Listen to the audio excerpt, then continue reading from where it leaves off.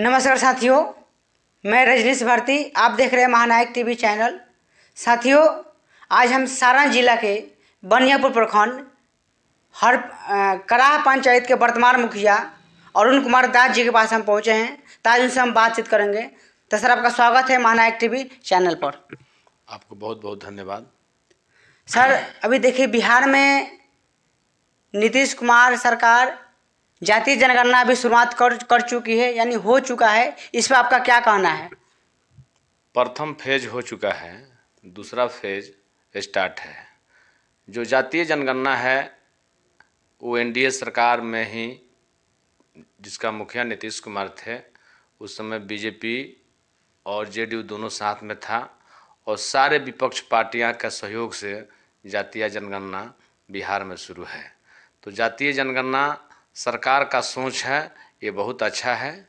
जातीय जनगणना से क्लियर हो जाएगा कि बिहार में कौन जाति के लोग कितने हैं और उसी के अनुसार सरकार प्लानिंग बनाएगा विकास का और उसके अनुसार करेगा। इसलिए एक अच्छा चीज़ है, यह सरकार का सोच है, एनडीए सरकार का सोच है और अभी महागठबंधन सरकार उसको करा रही है।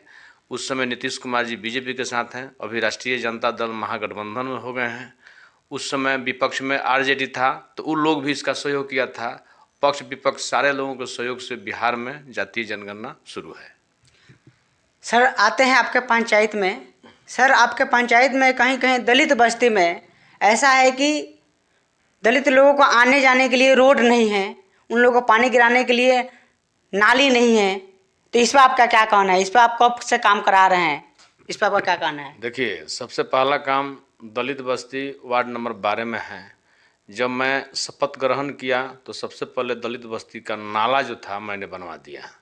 दूसरे बार दलित बस्ती वार्ड नंबर 12 में रोड का समस्या था, जो रोड मैंने बनवा दिया, आप जाकर देख सकते हैं। दूसरी बात, दलित बस्ती अभी नट बस्ती है, जहाँ पे घर जल गया था, उन लोगों को मुआवजा हमने दिलवाया। इसके बाद अपने स्तर से जितना हो सका राशन भी जाकर हमने दिया। और दलित बस्ती में जो रोड की जहाँ तक सवाल है, वहाँ पर ज़मीन की बहुत बड़ी समस्या है, कोई ज़मीन देना नहीं चाहता है, इसलिए रोड बनाने में बहुत कठिनाई होती है। इसके बावजूद भी मैंने दलित बस्ती जो वार्ड नंबर 14 का मुसहर टोली है, वहाँ पर मैंने 2 रोड पास करवा दिया है। 1-2-3 दिन में वहाँ पर काम लगने जा रहा है पीसीसी का। दूसरा बात, नट बस्ती है, वहाँ पर भी बहुत समस्या रोड का है।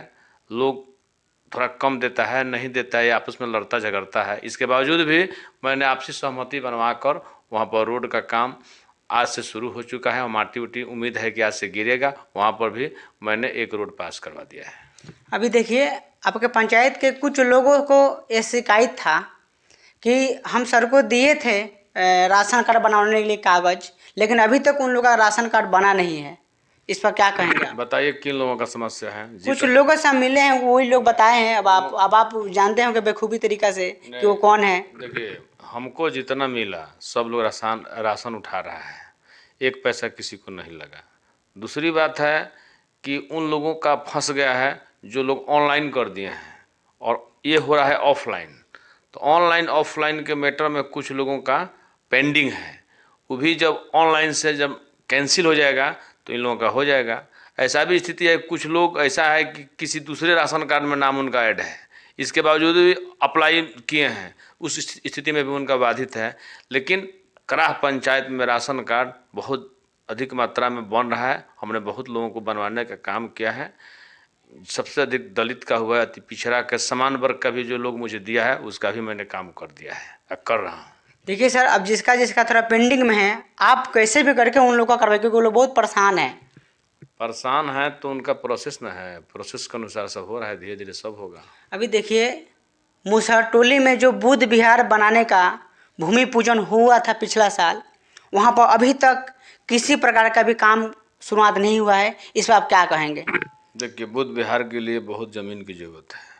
दूसरा बात, जिसने बुद्ध विहार का बात किया वो ज़मीन अभी प्राइवेट है। बुद्ध विहार के नाम पर ट्रस्ट बनेगा और जब तक वो ज़मीन उसमें दान नहीं दिया जाएगा तब तक उस पर सरकारी खर्च नहीं हो सकता है। इसलिए बुद्ध विहार बनाने के लिए सरकारी ज़मीन की ज़रूरत है। अगर कोई निजी ज़मीन दे देगा, बुद्ध विहार के नाम पर डोनेट कर देगा, तब बनाया जा सकता है, अन्यथा उसको सरकारी खर्च करने में असमर्थता है। अभी देखिए मुसहरटोली में एक फ्री ऑफ कोर्स वहाँ पर कोचिंग चलाया जा रहा है एसडीओ साहब के माध्यम से। तो उसमें आपका क्या अनुदान है, क्या सहयोग है? देखिए, हमसे जब जब कहा गया कुछ ना कुछ हम डोनेट दिए हैं, लेकिन किसी भी कोचिंग चलाने की सिस्टम होनी चाहिए। अपने आप डिसीजन लेना और उसको कर देना ऐसा संभव नहीं है। सरकार तो वहाँ पर मुसहरटोली में इतना अच्छा स्कूल खोला है, वहाँ पर सुनील कुमार एगो धोबोल के शिक्षक हैं रजौली के, जो बहुत तेज हैं, वो पढ़ा रहे हैं, उनको मैंने वहीं पे बहाली किया है। दूसरा बात, एक तो जयप्रकाश सर हैं और सत्यप्रकाश जी हैं जो शेड्यूल कास्ट के अंदर आते हैं, एक और महिला हैं, वो सब लोग बहुत तेज़ है। वहाँ पर उनको अपडेट हो गया। मैं जब जब जाता हूँ, हफ्ता में एक दिन जाता हूँ देखने के लिए, इतना अच्छा बच्चों को एकदम सब लोग यूनिफॉर्म में बच्चा रहता है, पढ़ता है।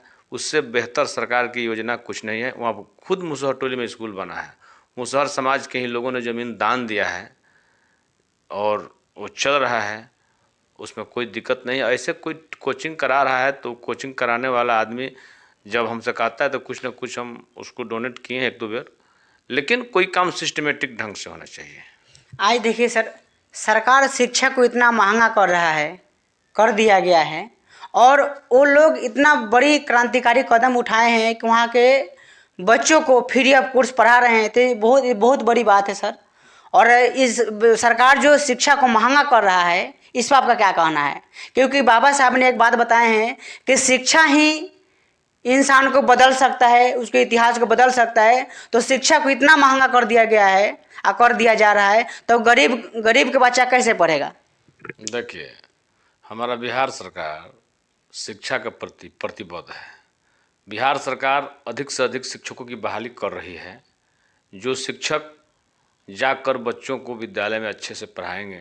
दूसरी बात, अभी बिहार सरकार के मुखिया श्री नीतीश कुमार जी ने शिक्षा जगत में कैसी क्रांति लाई है कि अब जो लड़का इंटर पास करेगा, डीएलएड करेगा, सीटेट पास करेगा, इसके बाद उसको बीपीएससी का परीक्षा पास करेगा, तब वो टीचर बनेगा। तो इसके बाद बहुत योग्य लोग ही पास हो पाएंगे, जिससे शिक्षक को अच्छा ढंग से पढ़ाने का और बच्चों को पढ़ने का मौका मिलेगा। दूसरी बात, जो शिक्षा महंगा हो रहा है, तो हमारा सरकार नीतीश कुमार तो अनुदान दे रहे हैं, हायर एजुकेशन में अनुदान दे रहे हैं, मेडिकल में, इंजीनियरिंग में पढ़ने के लिए बिहार सरकार तो अनुदान दे रहा है। आपको शिक्षा लोन मिल रहा है। अगर आप पास कर जाइएगा तो आपको पैसा देना होगा, पास नहीं करिएगा तो सरकार पैसा आपका माफ़ कर देगी। नीतीश कुमार और हमारे तेजस्वी की सरकार तो एकदम दलित, पिछड़ा, कमज़ोर, अति पिछड़ा के लिए प्रतिबद्ध है कि उसका विकास हो। पंचायती राज व्यवस्था में रिजर्वेशन एकल पद पर हमारे मुखिया नीतीश कुमार ने दिया, ये बहुत सराहनीय है। मैं भी मुखिया हुआ हूँ कराह पंचायत से, तो शेड्यूल कास्ट का पद है, आरक्षण है, उस पर हुआ हूँ। इसलिए नीतीश कुमार सभी गरीब गुरबे कमज़ोर दलितों के बहुत बड़ा महान नेता हैं, इसको नकारा नहीं जा सकता है। नहीं सर, वो तो जो कदम उठाए हैं ये पूरा भारत में सबसे सराहनीय कदम है। क्योंकि ये जो जातीय जनगणना चल रही है, ये भारत में और कहीं पहले बिहार से ही शुरुआत हुआ है जी। और कई एक राज्यों में हुआ है जी, हो रहा है, कई एक राज्यों में पहले हुआ है। और सर एक लास्ट आपसे सवाल है कि बाबा साहब की प्रतिमा को बहुत ऐसे जगह से देखा जा रहा है कि बाबा साहब की प्रतिमा को तोड़ा जा रहा है। जो सिंबल ऑफ नॉलेज है, जो संविधान रचयिता है, उसको प्रतिमा को तोड़ देना, ये कहाँ तक अच्छा है? ये बहुत गलत बात है। जो समाज में असामाजिक तत्व के लोग हैं वो तोड़ रहा है। कानून का राज है। सरकार से मेरा अपील है कि उन लोगों को पकड़कर कड़ी से कड़ी सजा दे। दूसरी बात है, बाबा साहब भीमराव अम्बेडकर वो भारत के ही नेता नहीं थे, पूरे दुनिया के नेता थे। उनको कैलिफोर्निया यूनिवर्सिटी में सम्मानित किया गया। 36 देशों में उनकी मूर्ति लगी है। विदेशों में लोग उनको, भारत का नाम अगर लिया जाता है तो बाबा साहेब अम्बेडकर से जोड़कर, महात्मा बुद्ध के नाम से ही भारत का नाम विदेशों में सुशोभित है। हमारे प्रधानमंत्री विदेश में जाते हैं तो कहते हैं कि मैं बुद्ध के देश का हूँ। इसलिए जो मूर्तियाँ तोड़ी जाती है बहुत बड़ी जुर्म है। वैसे लोगों को कड़ी से कड़ी सजा देना चाहिए, उन लोगों को कारावास होना चाहिए तब। और दूसरी बात है कि समाज के अंदर बहुत बड़ा भेदभाव है, गैप है। कुछ ऐसे मनोवादी विचारधारा के लोग हैं जो आज भी छुआछूत की भावना उनको मनों में पाल रखे हैं। उनके दिमाग में आज भी है कि दलित है, शूद्र है, अति पिछड़ा है, उनके उनके साथ जुर्म करना चाहिए, उनके साथ छुआछूत की भावना। कुछ लोग बच गए हैं, लेकिन जितने पढ़े लिखे लोग हैं वो सारे लोग जातिवाद से ऊपर उठ गए हैं, तभी ना देश आगे बढ़ रहा है। दूसरा बात है सरकारी जो इंस्टीट्यूशन है उसको धीरे धीरे समाप्त किया जा रहा है, क्योंकि ये सरकार पूंजीपति का सरकार है। नरेंद्र मोदी की सरकार जो है वो पूंजीपतियों की सरकार है। ये पूंजीपति ही इस देश को चला रहा है, और जो भी सरकारी संस्थाएं हैं उसको कमज़ोर किया जा रहा है। ये बहुत बड़ा देश के लिए दुर्भाग्य है। ये लोकतंत्र की हत्या है। डेमोक्रेसी में सबको समान अधिकार होना चाहिए। बाबा साहेब के बनाए हुए संविधान को बरकरार रखना चाहिए, इसके लिए हम लोग तैयार हैं। लेकिन कुछ हमारे ऐसे नेता हैं जो पद के लिए, अपनी छोटी सोच के लिए, छोटा लाभ के लिए, बतासा के लिए मंदिर ढाने के लिए तैयार हैं।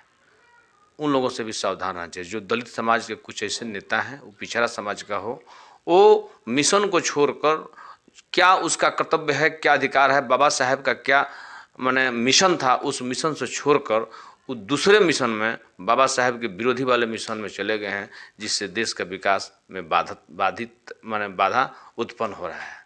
मैं अपील करूंगा कि सारे लोगों को एक होकर बाबा साहेब के विचारों पर, महात्मा बुद्ध के विचारों पर, कर्पूरी ठाकुर के विचारों पर चलकर समाज को आगे बढ़ाने के लिए सफलतापूर्ण प्रयास करना चाहिए। सर आपसे एक लास्ट सवाल यही रहेगा कि देखिए बाबा साहेब के दिए हुए आरक्षण के बदौलत आज बड़े सारा लोग नौकरी को प्राप्त किए हैं, लेकिन बाबा साहेब के नाम उनके जुबान पर नहीं आता है, बाबा साहेब को जयंतियाँ तक नहीं मनाते हैं। इस पर आपका क्या कहना है?